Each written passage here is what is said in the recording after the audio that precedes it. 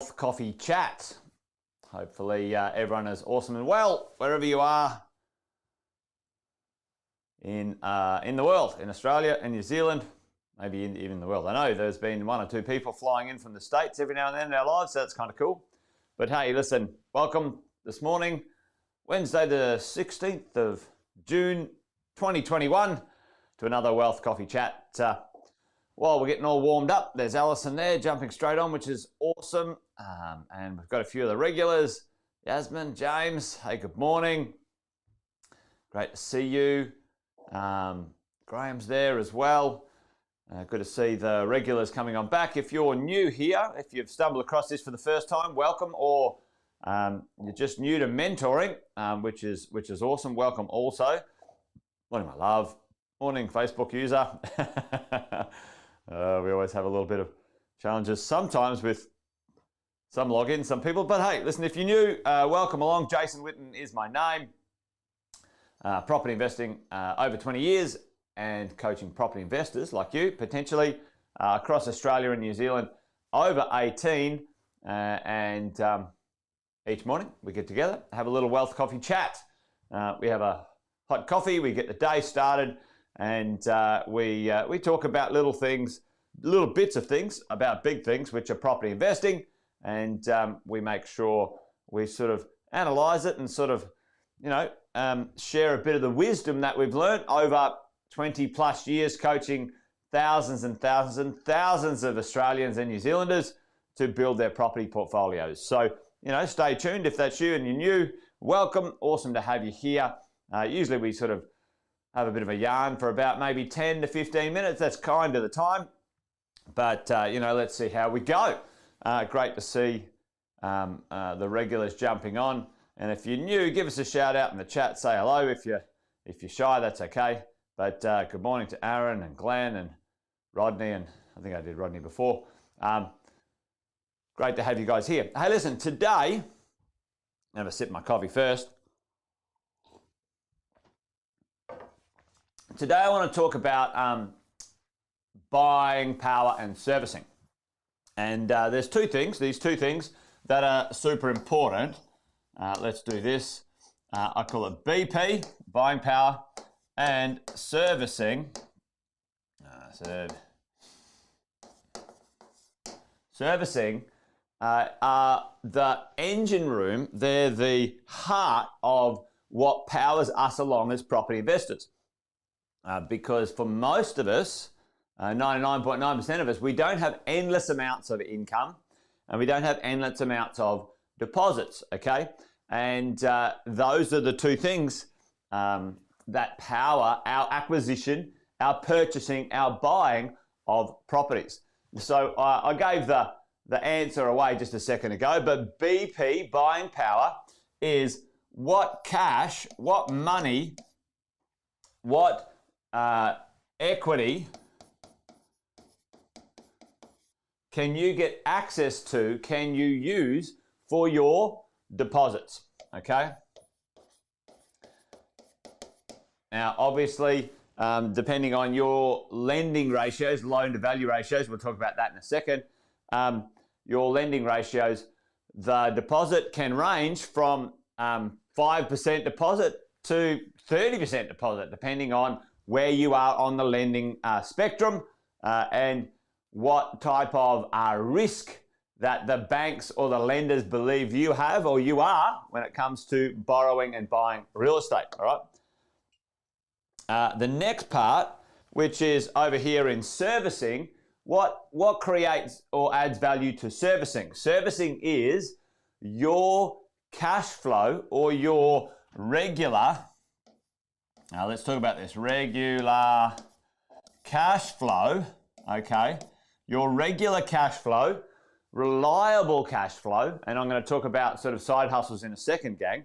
Reliable cash flow, the reliable cash flow that the banks and the lenders will allow for them to do a calculation to see if you can afford a loan. Now, it doesn't mean, it's an interesting one, servicing. All right, we'll do that in a second. Okay, regular cash flow. Obviously, your job, okay?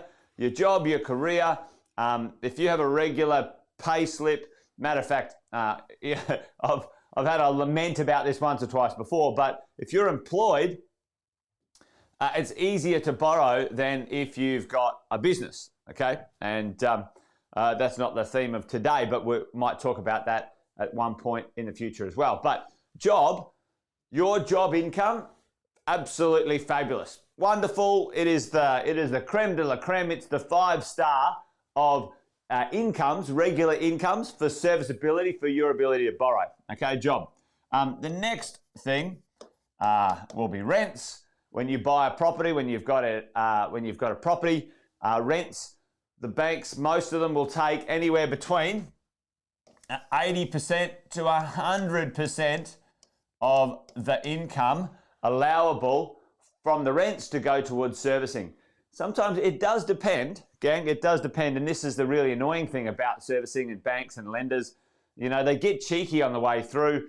They'll go, oh, we're only going to allow 50% of the rent, and, you know, the tax deductions, we're only going to allow, you know, 50% of the tax deductions. Real buggers, right, when it comes to that stuff. So that's why having a brilliant and absolutely expert mortgage broker, not a banker, a mortgage broker when it comes to maximizing, you know, these things. Because one lender will say we'll take 100% of the rent. One lender will say we'll take 80% of the rent when it comes to this stuff. So, you know, just be aware of that. All right. Yeah, Shay and I, yeah, a little bit of a story, a little bit of a backstory. My first go at quitting my everyday job and becoming a full-time property investor.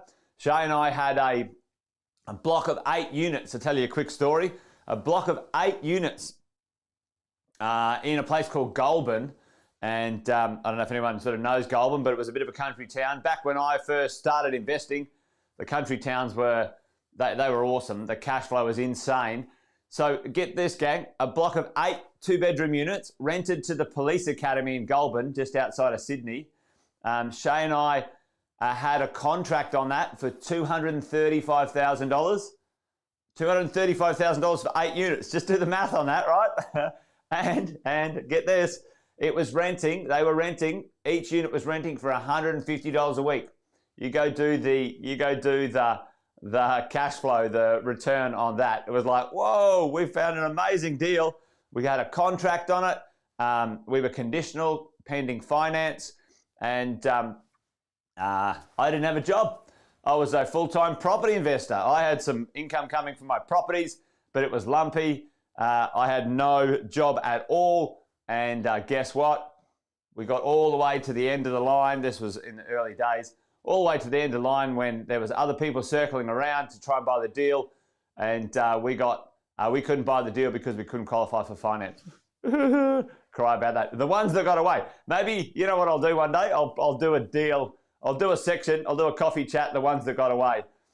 It'll make you cry. It makes me cry sometimes, but we're doing all right today. Let me tell you.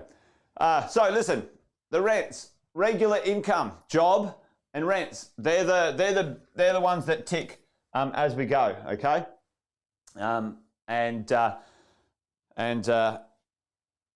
those ones are the ones that you can. Let's face it, if we can, increase for your buying power. Now, how can you manipulate this? Manipulate's not the right word. It's not a great word. How can you manage and improve this?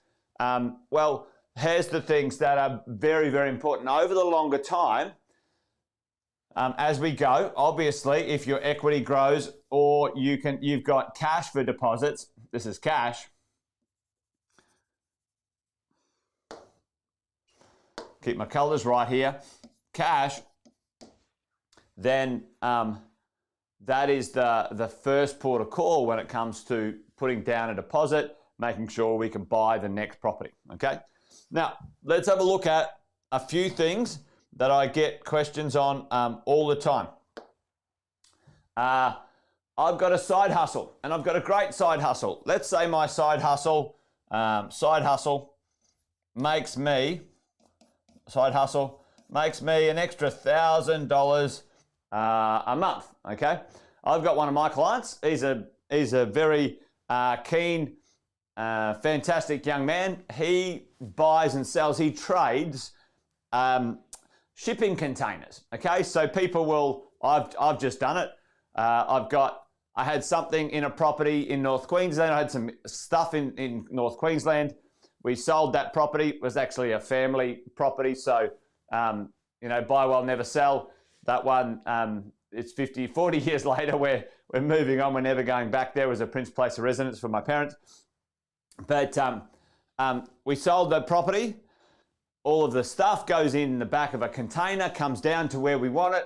And now, I'm like, if we've moved into a new house or whatever, what are we going to do with the container? And then he goes around and says, all right, well, I'll take the container. I'll take it away for free for you, or I'll pay you $100 or whatever. I'm like, you beauty, let's get rid of the container. So that's his side hustle. And he makes a good chunk of money. He makes a great chunk of money for himself. Another side hustle, all right? So container, he trades the containers, all right? Let's say I've got another client who rents their property out on Airbnb every holidays. Okay, so throughout the year, in the school holidays, it's a young couple with no kids just yet. This is kind of like often this stuff, gang, is like, you know, remember when we didn't have kids, we could do some things like this. So they've got a camping van. They've got a van that they've set out for camping. Every holidays, Easter holidays, you know, June school holidays, September school holidays, Christmas holidays.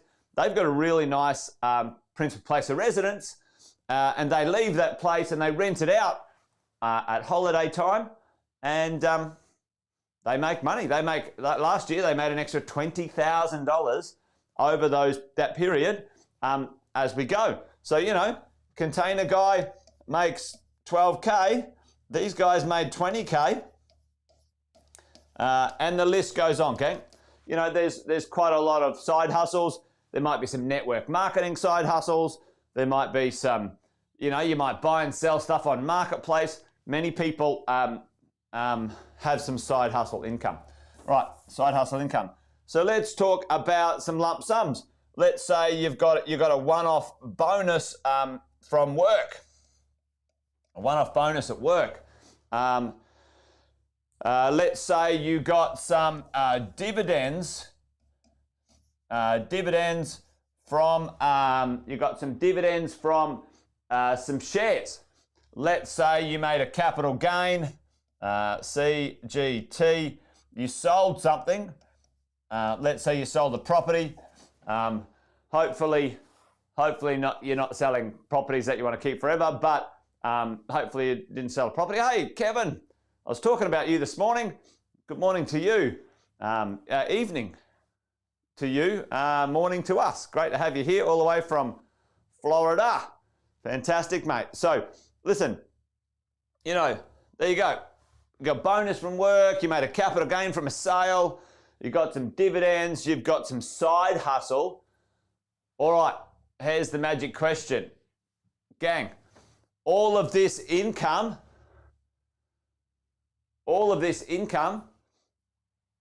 let me ask you a question. Will the banks allow you to have that income as extra servicing?